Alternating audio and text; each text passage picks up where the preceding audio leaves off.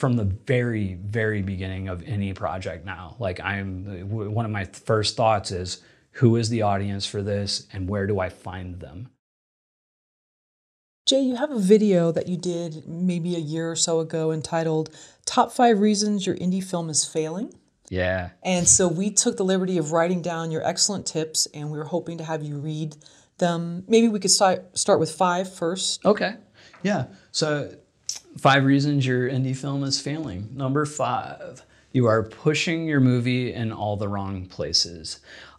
So this is what I'm talking about here is when you have, a certain genre of film, like you need to specifically find that audience, right? And I find a lot of people, what I see over and over, like when I wrote this comment, I was specifically thinking about filmmakers that were promoting their movies in filmmaking groups. Because like you'll see this all the time. Like you have all these filmmaking groups and they're like, hey, go check out my movie to all the other filmmakers. And the filmmakers aren't necessarily your target audience.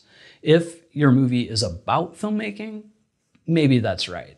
But for the most part, like, no, don't promote there. Like that's not, filmmakers are not going to drive the viewership, or, people shotgun out their promotion. So, they're like, let's do the exact same post on Facebook, has on Twitter, has on Instagram, has on LinkedIn.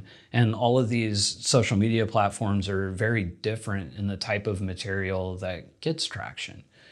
So like, for example, like on the documentaries, I do very well promoting on Facebook, in Facebook groups that are specific to that subject matter, and on Twitter. Like Twitter with hashtags that are targeted towards that target audience. But like, LinkedIn, kind of okay for documentaries, but not so much. But like you should concentrate on what you're comfortable with. Like for example, I've spent the most time on Facebook. So like I'm pretty good at writing a post that's going to engage people on Facebook. So that's where I concentrate a lot of my promotion.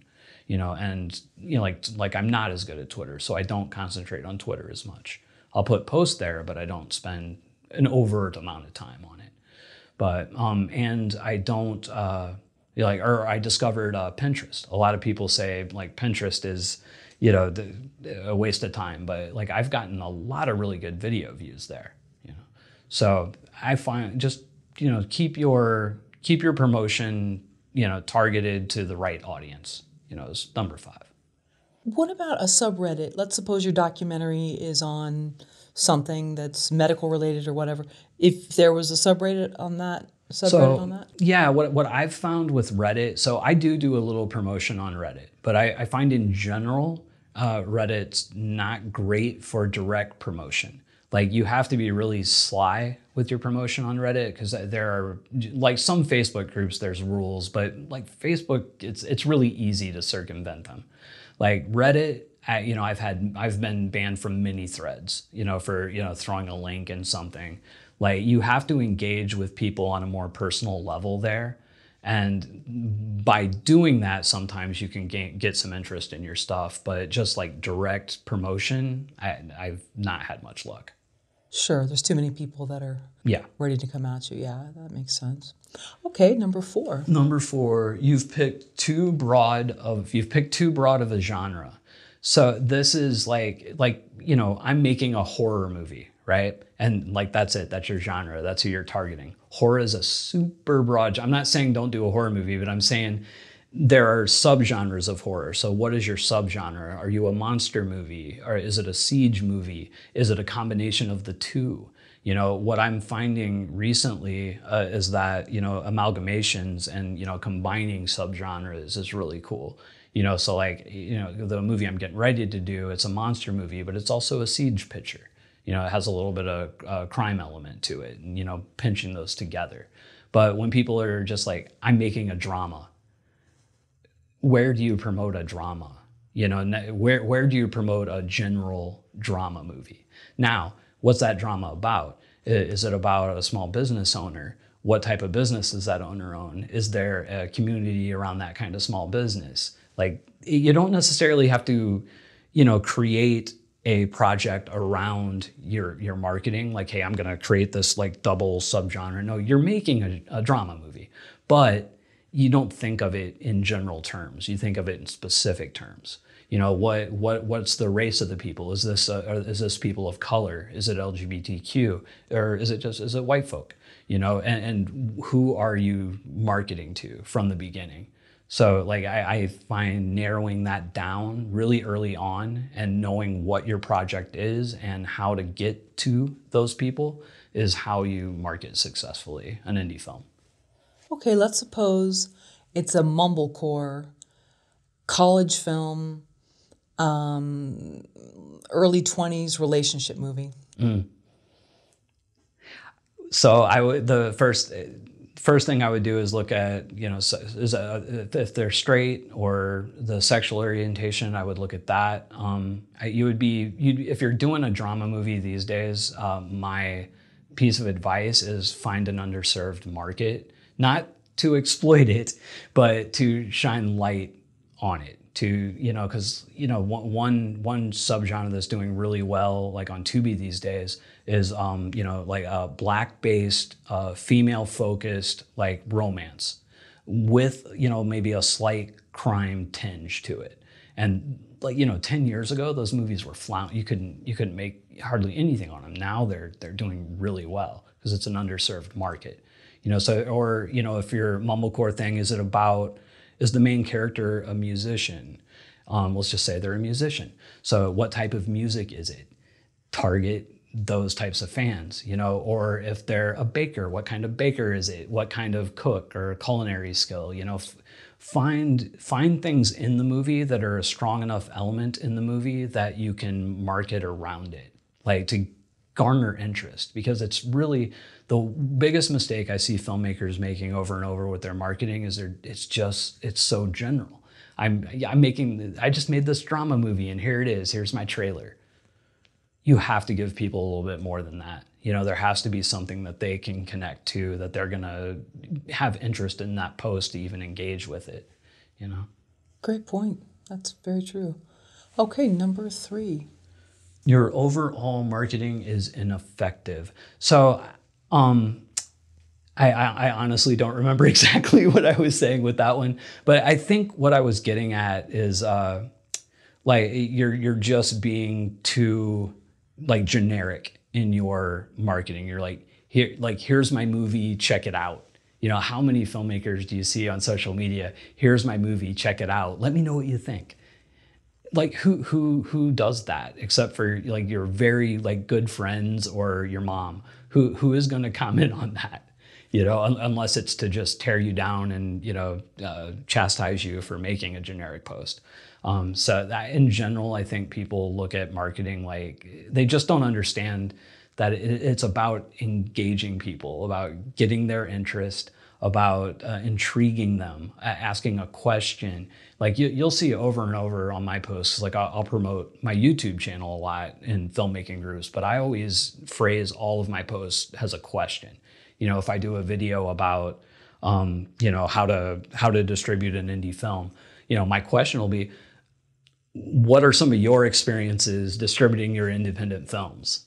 Here's mine, you know, and that will create engagement. Or if it's you know, say you're doing a comedy movie about a startup, you know, and you go into some startup groups, and you're like, what are some of the challenges that you had starting up like your startup, right? And you start getting some, and you don't even post about the movie, and you start getting some comments on that. And then within there, you start dropping in like, oh, I did this movie about it. Here it is, you know? And that is another way to gain some engagement in some of those groups. Sure. And then it turns out you made Silicon Valley. Yeah. And you make friends this way. It's like networking. I mean, you know, going back to you know, like crowdfunding, like that's all about, you know, connecting with people. You know, it's not, everybody say it's about asking for money. It's not about asking for money. It's about connecting with people, and you are giving them something for their money. Whether that's directly, you know, ROI worth it is, you know, a different story. But, you know, you are providing something that they want. Right. And with each update, you get to root as a group for the project. Totally. Number 2 is my favorite. You didn't think about the audience before making it. You made the film for you and not them. Yeah, this is like my mantra. This has become my mantra, like over the last probably 4 years. Like when I started my career, I made movies that I wanted to make and absolutely no thought of where is this going to play? Who is the audience for it? Who's going to watch it? How much are they going to pay for it? Like, what's it going to do? I just want to make this because this is what I want to do. And I think a lot of filmmakers start with this mindset. And I'm not saying that this is like an evil mindset. I'm saying you have to balance it with a marketing mind. Like the days of, a filmmaker, like, Richard Linklater, one of them coming in, doing a movie and just blowing up. Like, I'm not saying it never happens, but it's happening less and less and less. So like when we make a movie, we do got to think about who is this for? Even at the very beginning when you're writing the script, like who is this for? What is the genre? What is the subgenre? What are elements within that genre that people are looking for? And I'm not talking about doing a like cookie cutter list and hitting all those points in your movie. Sometimes you subvert those expectations, but you have to be aware of it. Like what do they want? And if you don't give it to them, are they going to engage with your movie? So from the very, very beginning of any project now, like one of my first thoughts is, who is the audience for this and where do I find them? Because if you have no clue, then you either need to go back to the drawing board or like reverse engineer, your marketing early to figure it out. If you're doing a horror movie, you're doing a horror movie siege picture, with a Hispanic cast, and you don't know where to find your audience. You need to start thinking about where to find your audience as soon as possible. Who do you think Slacker was for at that time? I think Slacker at that time was for 18 to, it was for Gen X, young artists, I wanted to be a filmmaker and I was into it, but I think it really spoke to that generation, and if I was doing something like that now, like Slacker, I would definitely be targeting, I would target some filmmaking groups for that movie, because it is, but I would also be looking outside of that, musicians, artists, there was one of them was a poet. It's been so long since I've seen it. But, the different characters were in a lot of different, up and coming, low income. There wasn't a lot of rich characters in that. So I would be looking at, and that's another thing, if you're doing targeted ads on Facebook, for example, you can target by, education level and by income, or as much info as they have, And I think that those things are important. Sure. And a lot of conspiracy theory talk, too, was in that film, which was fascinating. Yeah. That's another, I totally forgot about that. Actually, yeah, the conspiracy theory, and there's so many conspiracy theories. Right now, right. Right now, that would be, so right now, is just off the cuff, advice, you want to do a little, drama movie, something like that, have some character that's super into conspiracy theories and tie them directly into some stuff that's going on, and you will have people to push that. As long as you, if you're doing something like that, don't make fun of them, don't exploit them. Even if you don't believe it or you think it's total bull, let them have their voice. That way, that audience won't completely turn on you, I mean, of course you do that within, your own moral boundaries. Don't, broadcast something that you don't, believe in or you think are moral. But if it's not, then, go for it. Great.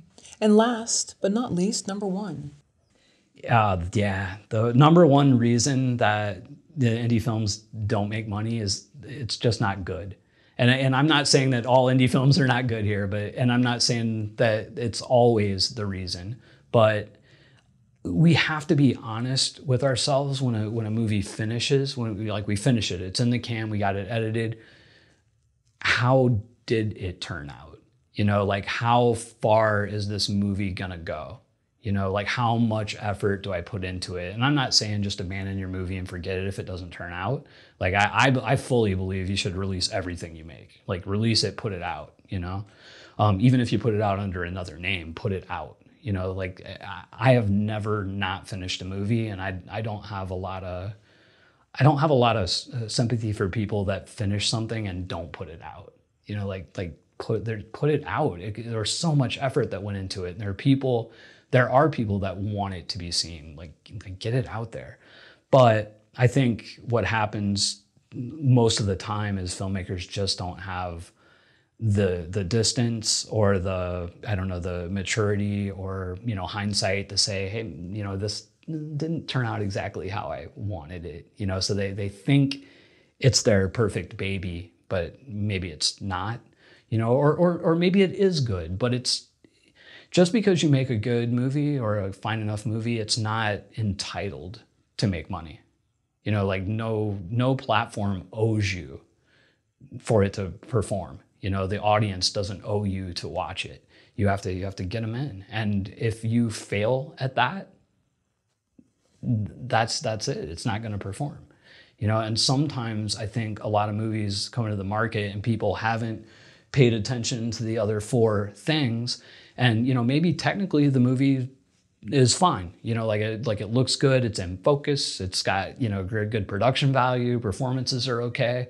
But they ignored the audience. They made their little personal film, and it didn't deliver anything that an audience wants or needs, and it doesn't do well.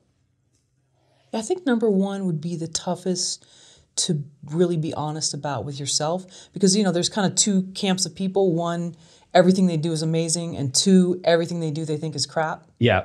And I think both people are going to have a hard time seeing their film for what it is. It is. You're 100% right. And I sat here and I just, you know, went on this whole spiel about it, but I myself struggled with that for a long time. You know, when I made Rise of the Undead, my first movie, and I'll say it right here, the movie is not good. You know, but it took me a few years to be able to see it. You know, because like I was always rationalizing it. Well, this is cool, or this worked, or, you know, and then, you know, it's not doing well, it's not resonating. I'm like, why?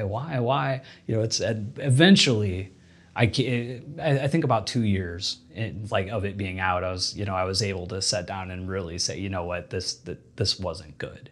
And then why wasn't it good? And honestly, like it, you know, it wasn't the image, it wasn't the sound, it wasn't the performances. I didn't spend enough time on the story and on the script. You know, we made that first movie and wrote that script to have something to shoot, you know, and 2 years later when I'm like, why is this not great? I didn't spend enough time on the script. So after that, I became really immersed in like screenwriting and writing. And, you know, for a long time, if you would ask me, I would say I'm a writer first and, you know, then a director. And I think that's when my stuff started getting a little bit better. And this was in 2003? Yeah, that's when we shot it. We shot that in 2003. It came out in 2005. And so it was probably like 2006 or 7 where I was like, yeah, it's not so great. And it took me about a year to edit that movie. You know, it was my very first. I mean, I basically learned how to edit doing that movie.